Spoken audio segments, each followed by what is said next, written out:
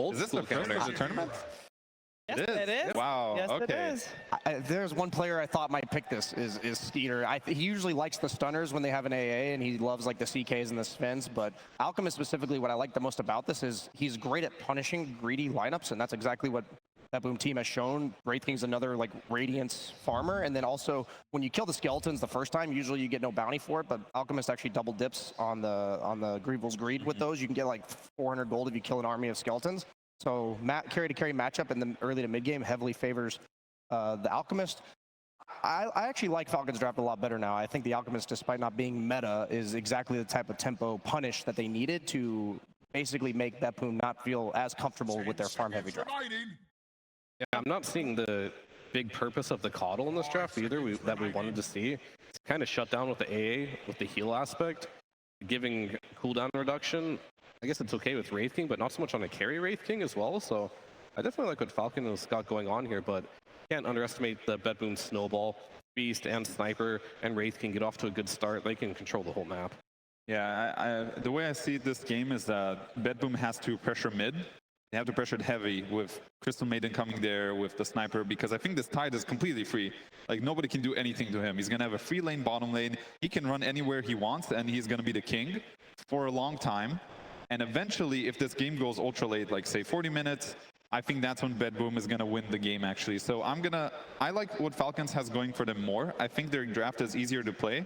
The only way it gets, I would say, it's going to be troublesome is if mid lane goes horrible, and if top lane goes well for Beast. It's the only way I think Falcons will lose, or if it goes ultra late game. But I'm going to go with Falcons with this one.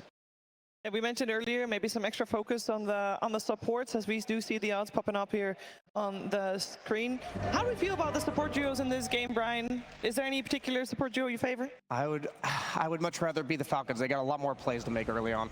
All right, well, let's see what's going to happen. It's time for the first game of the day, the first game of the series. So let's head straight into action. Very nice. Take a knee, peasant. Prepare for battle!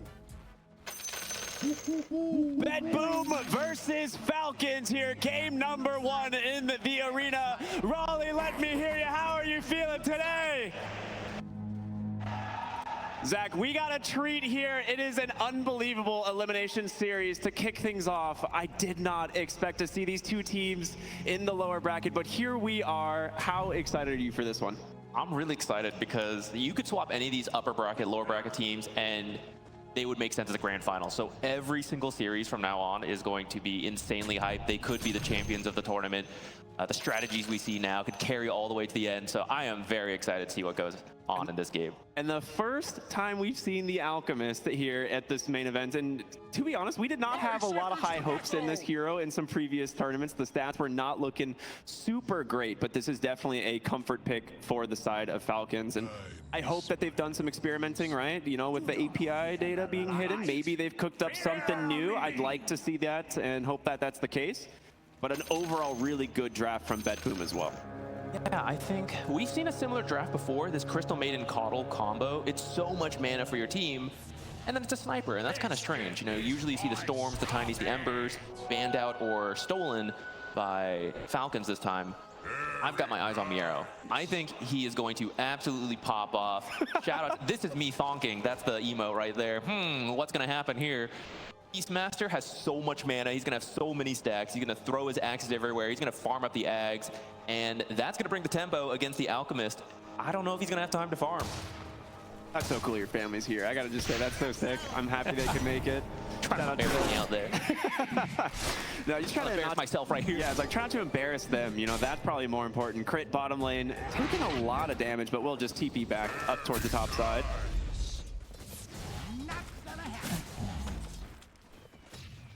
Oh, that's going to be a long walk back to the lane, though, now that I think about it. Like, he TP'd all the way home. I thought maybe he's TPing to a tower, but that will be a long time you're leaving the Tidehunter alone in the lane. Fortunately, it is a Tidehunter who is one of the most stable offlaners, and you might actually benefit from this, because when you get to pick up a couple extra levels, right, you actually become even tankier, especially versus Wraith King, who if you use the skeletons, it's a lot of little damage, which is exactly what Kraken Shell can protect you from, though you usually wait a couple levels to get it, like level 4. But we'll see if he wants to pick it early versus this Wraith King. Yeah, we'll definitely see. I'm always curious to see what people want to do on the Tidehunter. Now, this one, we're not seeing the Kraken Swell. All right, that was an option we've seen some people opt for, but this game will... Oh, wait, is it Kraken Swell? Yeah, this one's Kraken. Oh, it is Kraken Swell. Because he wants to protect himself from the boys. You're right. Oh, and a little bit of a pause. Okay, hold up. Let me hear from Raleigh really quick. How are you guys feeling today?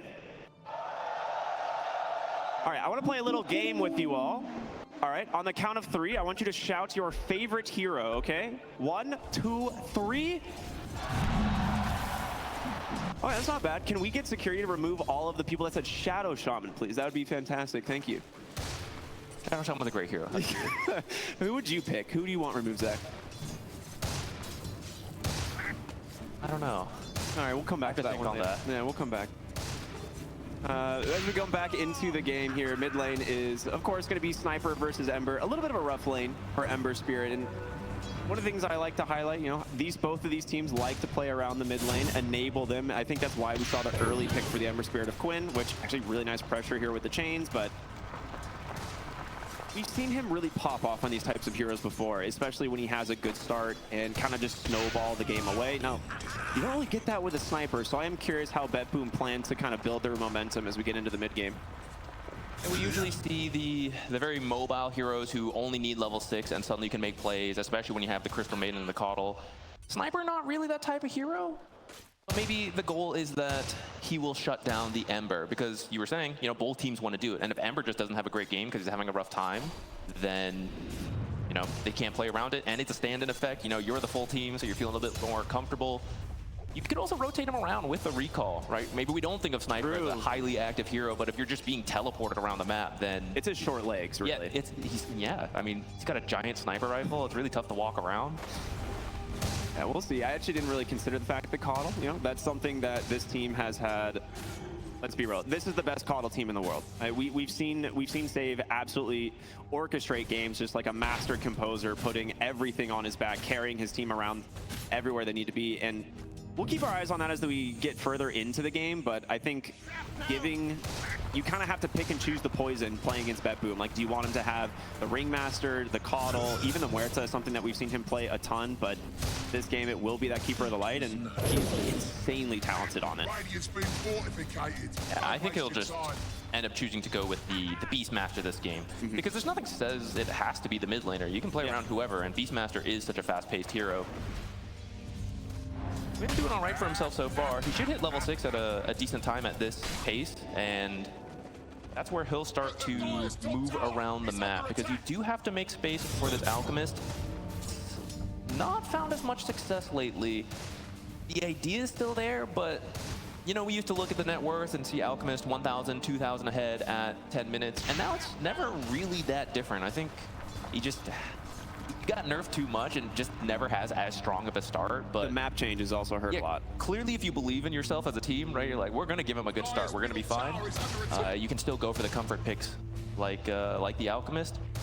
Okay, so I just was looking, I was like, he's not finding anything in this top lane. His net worth just more than doubled, so I'm guessing he cleared a stack behind the tower or something, because he was sitting at like 8 or 9 CS in the lane. So Snake King trying to salvage what is a pretty rough lane with the Caudle Beastmaster, the constant axe spam, the boars, stuff that you're just not great at dealing with. Like Age 9%, not a super strong lane hero. But once we see that level 6 come out, that's when we're going to be seeing Falcons try to get a lot more active and finding these openings. You know, pointed out in the panel, you love to have these kind of stun heroes with the with the AA pairing, so that's why they go for something like an Alchemist here. AA is also great at stacking. He did one right there off screen, so that's some of the farm that Alchemist is going to if you aren't having the most fun in the lane, getting hit by Illuminate spams, which maybe Save's coming to steal some stacks. I mean, you can't steal them right now, but you'll set up. You know they're here. He's just casually walking by like, oh, okay, yeah, I'm in vision, but what are they going to do? Bottom lane, Amar getting left alone quite a bit, which is kind of the Tidehunter experience, right? This is just kind of typical. And there's a lot of stacks being made in the triangles as well. So Falcons really prioritizing the jungle farm at the moment. When you have an Alchemist, you kind of have to. This is not a hero that, you know, can really be on even footing with the enemy team's carries. It needs to be ahead, and you need to snowball off of that advantage. Minute rune about to spawn. It looks like BetBoom is here first. I don't think Quinn's got a chance at getting this. No, no way. Not without that remnant. So level 6, just a regen picked up here off the sniper. It's not really that important for him, especially when he has a Caudal and Crystal Maiden on his team, but it's very annoying for Quinn to not have that rune, which is really good for any of the Spirit heroes. Yeah, we'll get his 6 remnant back to the base, refill that bottle. Overall, fairly like passive start to some of these lanes. Like if you're the sniper team, you're kind of just hoping no one rotates into the mid lane on your sniper. But because Falcons is prioritizing the jungle so heavily, we're not seeing that kind of pressure being applied. I also don't think you could have done too much at the start. I mean, these are all tanky cores or long range, like in the case of Sniper, so he's just far back.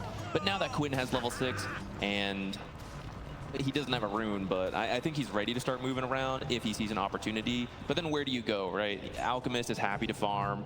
The Tidehunter is happy to just do his own thing. All right, I gotta ask if we can get the stack counters, because I am seeing stacks being made like an absurd amount. Like the, yeah, oh my god. 15 stacks. We are 7 minutes in. That's actually pretty crazy. When you have heroes who can double stack so reliably, right, in the Muerta and the Ancient Apparition, like I just saw them double stack again in the jungle that Skitter's cleaning up right now. They've placed some early vision to try and stop this, and Miro is here on the Beastmaster, just threatening him, right? He's got Roar available, but doesn't really want to commit it. It's mostly just about slowing down this Alchemist at this point. Fortunately, you do have heroes that can steal stacks.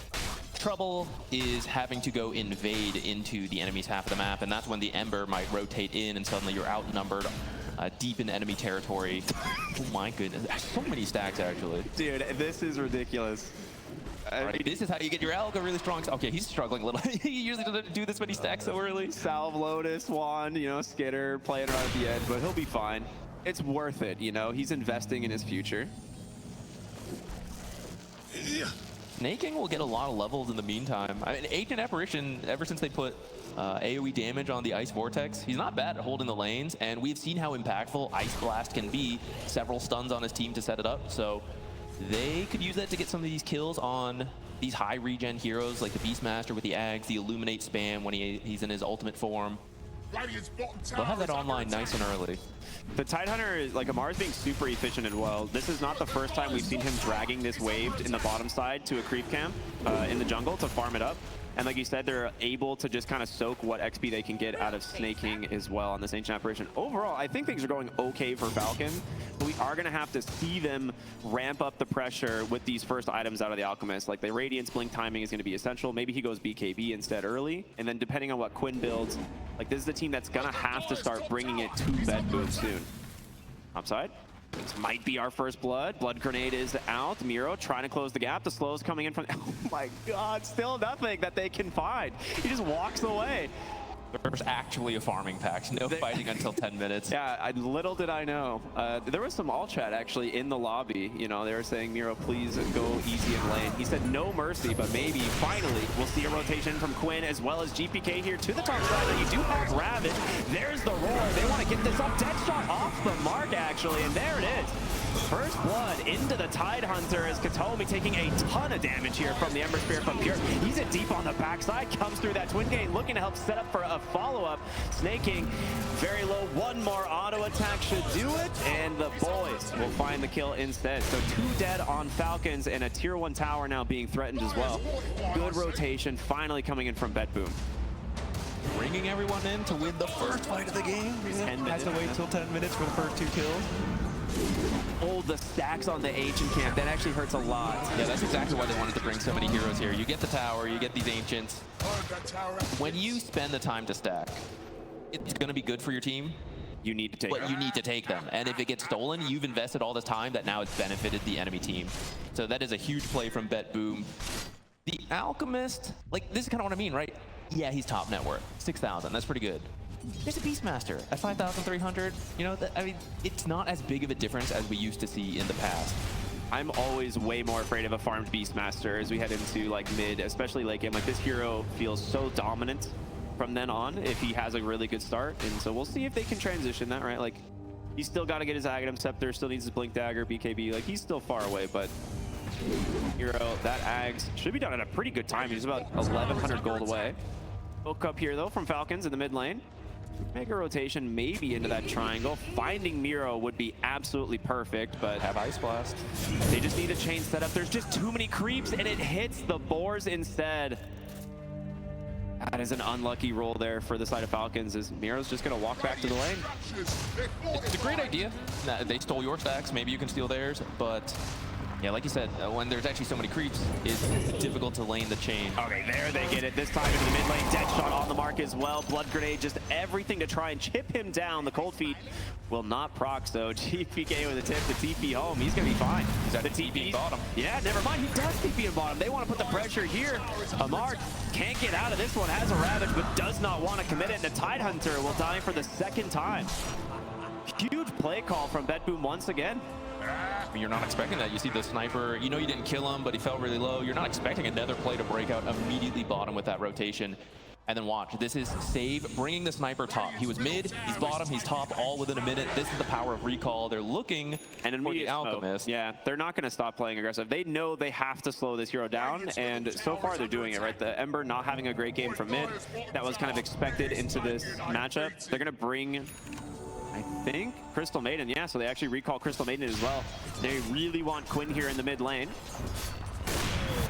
They're gonna force it. He gets the Remnant, but he's gonna go way too close. The Roar comes out, and BetBoom once again find their target. Beautiful map movements from them. Really nice play to bait out the Sleight of Fist with the sniper ult, and then you knew where his Remnant was, so they just go wait by it, make sure they land the root and the Roar. Very straightforward kill for them. Falcons, they're waiting for the Radiance, which I think is done, and then the Blink is next. Once you have the Radiance, your farm speed goes up a lot, so probably about another minute or two, he'll have the Blink. I think with that, you have to try to take a fight. We haven't really seen them be able to orchestrate a play. They've tried a little bit, but it hasn't found much success. You've got Ravage. When you have Radiance Blink, you need to find a fight. Alchemist is supposed to be an early game hero. You know, it's supposed to, but that's been the problem with it. This is why we haven't really seen it picked a lot in this event, right? This hero is very feast or famine. If he doesn't completely snowball, it can feel very weak into someone like a Beastmaster or a Sniper who just, yeah, they may have like 3,000-4,000 less gold, but they just do way more with it. And tickled, ho ho, haha. It never gets old. He's gonna be building a typical Vlad's here on that Tidehunter bottom lane. Pure, they really want to force his ult. He's got the armlet, so that will get the reincarnation. He can level it here. Yeah, really pressure the towers all too much on Falcons unless you win a huge fight, because otherwise the Caudal Illuminate spam, Shrapnel from far back, Axe spam, there's so many heroes that can slow down your tower push. You're gonna need to win a big fight around Ravage, which the timing might line up. Maybe you can bring a fight down here, take the tower, take the Tormentor all at once, a huge power play. Yeah, I think Blink is being delivered onto the Alchemist. Okay, so we'll see if he gets active with the Blink and the Radiance, whether or not that'll happen, or if we're gonna farm towards that BKB. We'll find out. But bottom lane, they are starting to bring some heroes. Typically, you would see in a Tidehunter lane, right? You can a lot of times feel pretty confident in sieging down the tower. And he got it fairly low for those couple of fights, less so. Bottom lane, Ice Blast into the chains. They got themselves the kill onto Pure, forcing that ult earlier. It pays off big. But the Wraith King will be the first casualty here for BetBoom. Radiant's bottom tower is under attack. A very convenient kill right in this bottom lane, like we were saying. So 15-minute Tormentor about to spawn. For success now. And I think you just want to wait for the Beastmaster Blink. He's getting close, about 600 more. This is a really nice timing, actually, from Falcons. Like, you can bring your Alchemist down here very quickly and take this. He actually TPs right now, so they are exactly doing that. They want to pressure this Tormentor. They want to take this gold off the map, build a further lead, and they have really good shards. If you get lucky, right? You don't want this to go to the Muerta, so we'll see how, what Gaben will bless them with this game, but unable to contest, and crit. Hold up, buddy. Falling very low. He dies. That hurts, but they get the right shard. It goes to Snake King. You're very happy. Necessary sacrifice for good luck. Absolutely necessary. The thing is, the Blink is coming to the Beastmaster. We've seen the kill that just happened, you need the Ice Blast to prevent any healing coming in. The arrow is now set up. Just blink, roar, the Ancient Apparition. There's gonna be a Ravage. You don't have the BKB yet, but it's not gonna matter. Like once you've roared, all the damage is coming out, and AA is a pretty squishy hero. I think he's gonna die in that time, especially if the Ravage is delayed because he's not in the same position. Once AA is down, I don't know if you have the damage to easily get any kills, at least on the cores. You know, maybe pick out a support, a Crystal Maiden, just walking around, you just accidentally hit her, she dies. Okay, I finally get to talk about something that just reoccurred to me. The Alchemist is something that was in the meta for so long, but Wraith King wasn't. But the matchup is really fun because if you see the boys, you get like 500 gold out of it. Yeah. Mid lane, there's gonna be the blink reveal out from Miro. He's gonna pop that Kraken Shell, try and buy himself a little bit of time against the sniper. Deadshot connects, and Amar able to just walk it off, it seems. He will be perfectly healthy, but GPK will finish off the tower here, thanks to the Amplified Amateur and the rest of the team being present. And so, bottom lane though, they do see the Alchemist. They're gonna start TPing. No, they'll back away instead. Look for Roshan. You got a Beastmaster, right? You can get the Roshan already. Sure, I also think you can attempt top since you do have that recall. I see him bringing someone in. They have the blink roar. I think you can kill him in that one roar. They have to start with Karaomi. Yeah, Ice Blast off the mark bottom lane, but top side. See, yeah, they're not going to find anything either. Okay, both teams just trying to find their objectives. Yeah, but here we go. Here's the Roche attempt out from Miro. Beastmaster, once you have the Ags, can very easily solo this, but with a little bit of help, it goes much quicker. Ice Blast still on cooldown. That's the main thing you're scared of when you do this, because you do fall a little bit low. But without Ice Blast, should be fine. All right, there we go. First roast of the game into the hands of Beastmaster. I'll be very happy to hold that for the next few minutes, right? Next blink initiation, maybe, you know, could backfire. You never know. I know it's a 2K lead for Falcons, but when you have an Alchemist and it's only 2K, I think you're actually a little bit behind there. So I'm still feeling a bit worried for them. I think you're going to have to find a series of good fights around Ice Blast. And Miro, it's been a slower paced game than I expected with the Keeper of the Light, but he's been consistently farming. He's now working on the BKB, and I think he is so scary once he finishes that trio of items. Blink, Ags, BKB. I think the fights become really difficult for Falcons after that. I definitely agree with you. I think Quinn is the one who's been struggling the most. Like, a lot of the map is being absorbed by like this Tidehunter and this Alchemist, so he's kind of just been left to pick up the scraps in the mid lane for the most part. So I think once he gets to a couple like items that he can really play around, we'll probably see something like that. But bottom lane, another recall potential here, but there is a ward that's scouting this out. Instead they will see Snake King. There's the roar. This will be a very easy kill for the Beastmaster. And look how quickly AA died. So like, imagine a Ravage comes out. Does it even matter? I think AA is still gonna die, and you're gonna lose so much damage at that point. So that might be a precursor of how some future fights are gonna play out. That's certainly what Miro would like to find. If you can start with either the Ancient Apparition, I really feel like that's it. I'm looking at the other heroes.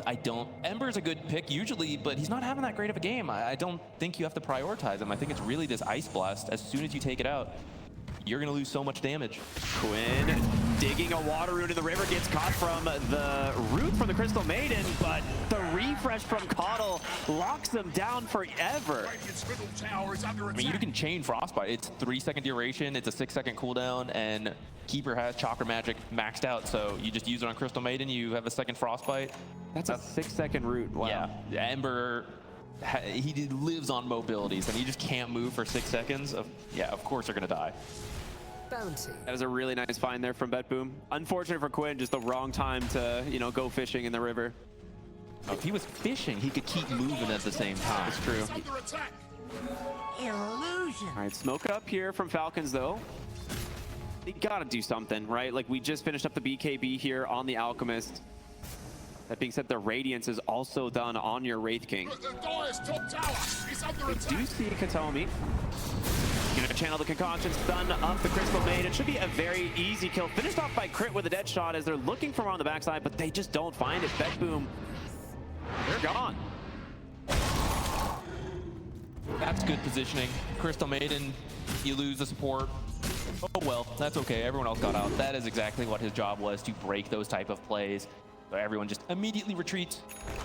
It's been such a patient game from BetBoom. Once they got that like a little bit of early momentum in the lanes, they're just fine to split the map, get whatever pickoffs they can, but then just continue farming. Because the longer this goes on, I have a lot more faith in this tricore of BetBoom than I do in the side of Falcons. And I mean, it's already paying off right now. Bottom lane, Pure. Gonna get caught though. Aurora counts it in from Pure, but there's a Ravage from Amar.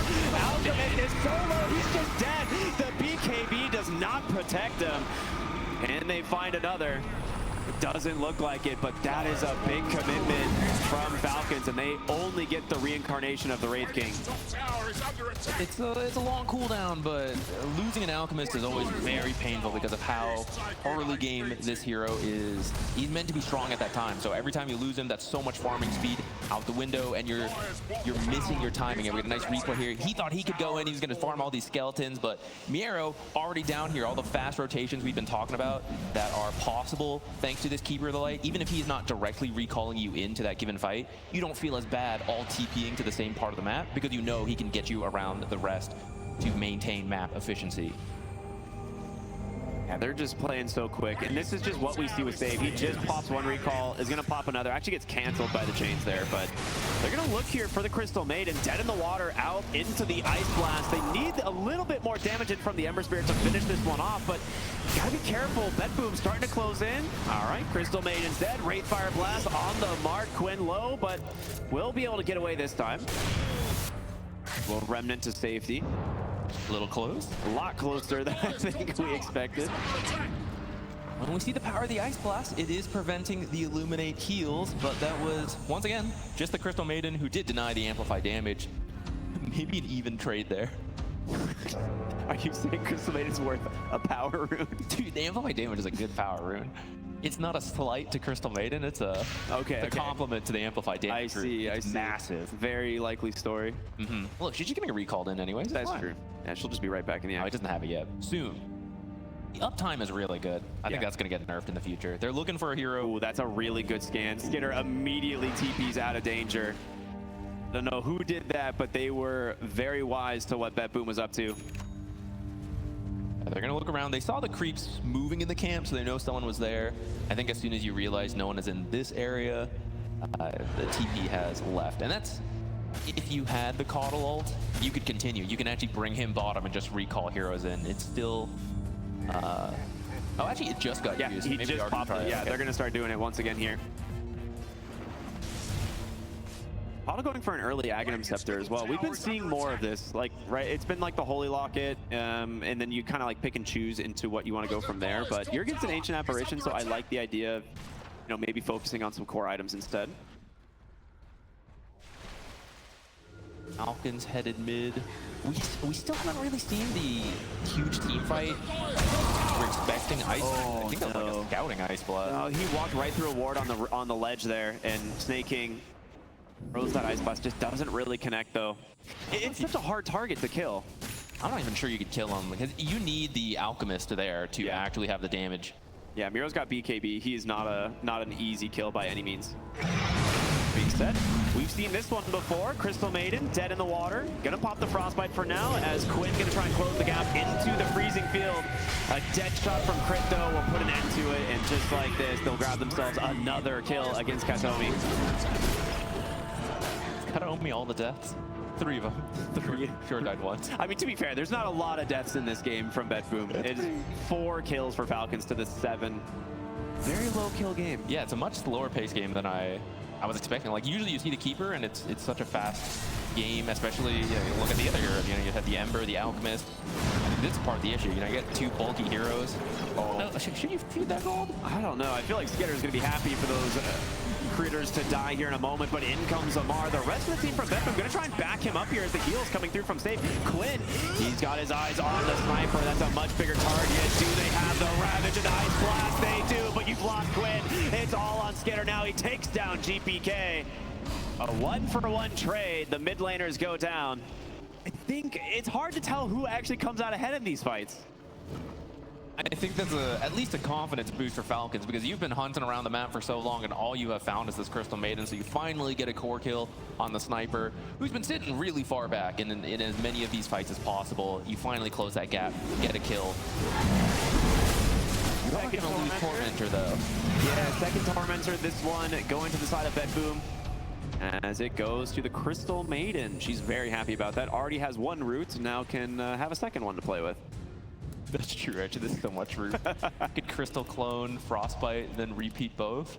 Yeah, that's good stuff. He is working on a Manta on the Ember, so we can get out of one of those. Then there'll be 3 more. Yeah, I'm sure inevitably it will be a BKB for Quinn. I like BetBoom's approach. You know, Alchemist is a hero that drops off. It is. And they've tried to make plays. Several have been successful, but when you lose the sniper there, they don't feel pressured to do too much more. They grab the Tormentor, they just go back to farming. Yeah, this is kind of a byproduct of just Alchemist in the game, right? Like, both these teams, we've seen them play a little bit more aggressive, but this is just really, like, if you're in BetBoom's shoes, you don't really need to play the game on like the way Falcons wants it played. You can kind of just do your own thing. As they're smoked up right now, a regen in the river. Save on the front line. That would be an amazing find if they can get it. The ward sentries get dropped immediately. Piers onto the backside here. Stuns up Crit. Amar in some trouble, but we'll back away. For now, they take down the big one, the Ancient Apparition. That is no Ice Blast available as Muerta goes down as well. Alchemist has to pop the BKB and run. Amar's got no Ravage. In comes the Sniper as well. The Reincarnation will bring the Wraith King right back. Full health, looking for another kill. They've done it. 3 dead on the side of Falcons. There's the first root. Quinn cannot handle the cold that is Katomi. That's textbook fight. You find the Ancient Apparition. There's a little bit of good luck there that your ward immediately spots him, but as soon as they identify it, they drop the Assassinate to keep track of him. The Blink Roar comes in, and then they just all run in. They're not worried about dying as soon as the Ice Blast is out of the picture. Okay, Reincarnation, but that's not really dying. Yeah. I mean, this is the thing with like the Tricore, right, of BetBoom. When they are together, I think they're just infinitely stronger than Falcons right now, because you don't have a lot of damage coming out from the Ember or the Tidehunter yet. It's almost all this Alchemist. So if you see him pop a BKB early, you just kite that out. You just wait and look for the other targets. Pop your own BKBs if you want. Like their ease of execution in these fights is huge. And okay, and Illuminate doing a lot of work there after the Ice Blast expires, and the second Aegis into the hands of the Sniper this time. I think that's a great choice. Yeah, I mean, now you can just have the Sniper hit all the buildings. It's earlier than it actually usually is, thanks to the Beast Mash being able to do Roche so quickly, but the banner means you can drop it and just have Sniper keep whittling down those towers, and these are 3 melee cores. Who feels comfortable walking up to deal with the banner? Probably Amar. I mean, I just feel like that's something he would do. Like, he's just going to walk straight in, T-pose on them, and see what happens. I don't know if Tidehunter can T-pose. I don't know if he's got that flexibility. I mean, he can do the belly flop. That's like half a T-pose. All right, you sold me. But I think he'll die for it. For the record, I don't think it's good for him to try. He's too slow. He's too slow at attacking. Yeah. All right, there's the Manta style for Quinn. Might make his life a little bit easier, but at the moment, BetBoom are so far ahead. It is a 10,000 gold advantage here as we approach 29 minutes, and you're into this Alchemist. Like, you just really don't have any real advantage that this hero is supposed to have. Yeah. This is also a really sneaky play that you can do with Keeper. Usually, without rotations available, you would all sit behind whoever has Aegis, whoever's hitting the building, and the opponent's going to assume that. If they're smoked behind it, you have to assume they're behind Sniper, but they could be going for another play somewhere else and just recall the Sniper in. Oh, Wraith King's not there, we can take a fight. Nah, I mean, he could just be recalled in as well. So Falcons, if they don't have a bunch of wards on the map, it's very difficult to know where they can actually play. Yeah, really nice roar out here from Miro. Will get the axe refresh, and with the Illuminate, should be enough damage to finish the job. They do. So crit, sideline for 45, dead in the water to try to do something, but Pure's found Snake King once again, trying to get away from the boys. Amar, not even tanky, it seems, against this Sniper. Oh my goodness, it is a disaster from Falcons. Falling on 3 more heroes, 5 to 15. I mean, Falcons, they know they don't want to take a direct fight, so they're trying to split out the maps. That's what Crit was doing, and that's why the smoke was so successful. They find the support kill. Falcon still tries to take something out of that, but I love the focus on BetBoom from as soon as you see Ancient Apparition, someone get to him. I thought it was going to be Beastmaster with the Roar, but if you've already used that, now you've got the Blink Stun on Pure, the Wraith King, and Assassinate Assist from miles away. Yeah, I mean, the Tidehunter pops the Kraken Shell active to reduce the damage, but there's so much magic damage coming out from Miro, as well as GPK. He's got a Mjolnir, right? So it just completely ignores this hero. And there's really no Kraken spell stacked, right? They have 5 kills. He hasn't built up any extra block on this at all.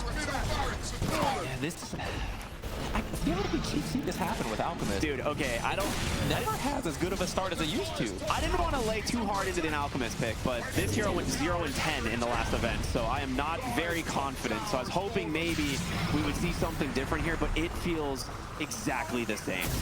I mean, of course, it's not just the Alchemist. Done from the Alp, they just jump him instead! Goodbye, Skater. Quinn in trouble. Very nice, says Pure. Oh man, that is about as bad as it could get. That's going to be 2 barracks. The bottom is protected by the tier 2. But You care to back? that's true. I mean, even if you think he has buyback, he used his ultimate, right? So Yeah. it's not that scary. Okay, you get the reincarnation. Maybe you do actually back now. This was like the one thing that allows you to kind of sit on the high ground. The Aegis, you still got about a minute and a half with. So Coddle will start recalling his boys to the bottom lane to start pushing. Just good map pressure and awareness from Save once again. One of the reasons we see him love this Coddle. I guess that was the idea, right? That maybe the Alchemist would hit his timings because he's going to farm all these skeletons, something you brought up earlier that we used to see in the past. But I think the other nerfs to Alchemist have just... he was never that far ahead of Beastmaster, you know? And I know Beastmaster's like a crazy hero, especially with all these amplifications from Keeper and Crystal Maiden, but Beastmaster scales into the late game better than an Alchemist does. I mean, the change of the map really did change a lot, and that Ancient stack behind that top tier 1 being stolen significantly hampered his early game. And right now we're going to see Skitters jump in here, pop that concoction, try to get close to GPK, but it doesn't have the damage. He's forced to BKB and run. The Hurricane Pike completely shut down the initiation. All right, he's not dead, but I feel like he was just poking and they almost killed him. Like, they didn't even commit that hard. Like, none of the big spells got used. He's like, I guess I'll use Hurricane Pike, you know, if I have to. I mean, you're just so far behind. It's a 19,000 gold advantage, and I just don't see how you can initiate these fights on the side of Falcons. It has to be a massive Ravage into Ice Blast follow-up, and you need Skitters to have his ult and BKB available. Like, everything needs to align, and it's kind of on BetBoom to make that mistake, to give Falcons that opening. We haven't seen him do that. It's also difficult because Ice Blast, the reason it's been so good is that it helps kill a certain target so quickly. There it is, the Ravage into the Fear. The Ice Blast connects. GPK will pop the BKB, but Pure just gonna turn right around here, trying to force back the heroes. There's the Roar. It's found the Alchemist. He needs help and fast, but he will not get it. GPK snipes him down, looking for more as Crit forced back to the base. I mean, that was your best shot. The Fountain calls. Yeah, the Fountain does call. All the Dota players snaking, just burning to Pure here as Crit will be forced to pop the Pierce the Veil, and there it is at GG. A little bit of a whimper here from Falcons, but an incredible clean game from BetBoom as they'll start the day off with a 1-0 advantage. I know we highlighted our doubts on Alchemist, but it's also the rest of the team playing well, right? The Sniper matchup into Ember, you were hoping